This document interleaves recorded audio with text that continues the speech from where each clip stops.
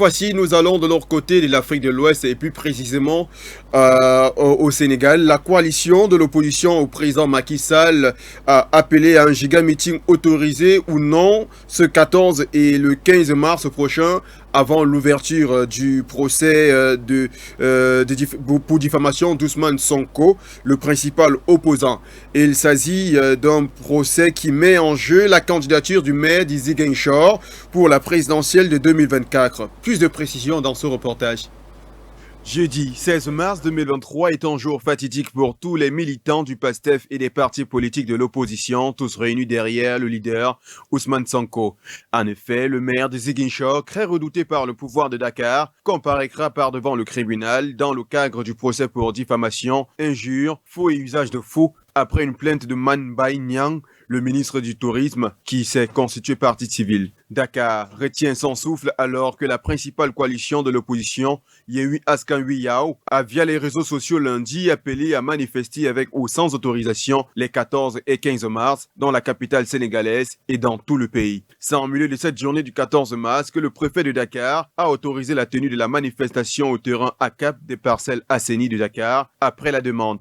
C'est un fait qui aujourd'hui pousse à des interrogations multiples. Poursuivi pour diffamation, Ousmane Sonko, qui bénéficie d'une confiance inébranlable du peuple, peut-il être déclaré inéligible à l'issue de ce procès? Quelques jours plus tôt, Ousmane Sonko, lors d'une conférence de presse, affirmait qu'ils vont manifester avec ou sans autorisation, qu'ils n'appellent ni à un coup d'État, ni à une guerre civile, mais à l'exercice d'un droit constitutionnel. Dans la même veine, il ajoute que ces manifestations visent à dénoncer les arrestations arbitraires de journalistes et d'acteurs politiques et l'instrumentalisation de la justice contre les opposants.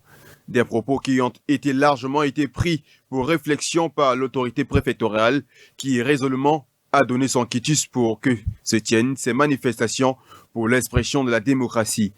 Il faut tout de même signaler que les violences avec heurts entre manifestants et forces de l'ordre, scènes de saccage et de pillage s'était produit le 10 février dernier dans la ville de Mbaké, à cause de l'interdiction d'un rassemblement autour de l'opposant Sonko. Pour l'heure, le procès en attente caporalise toutes les attentions non seulement dans le pays, mais aussi au sein de la communauté internationale.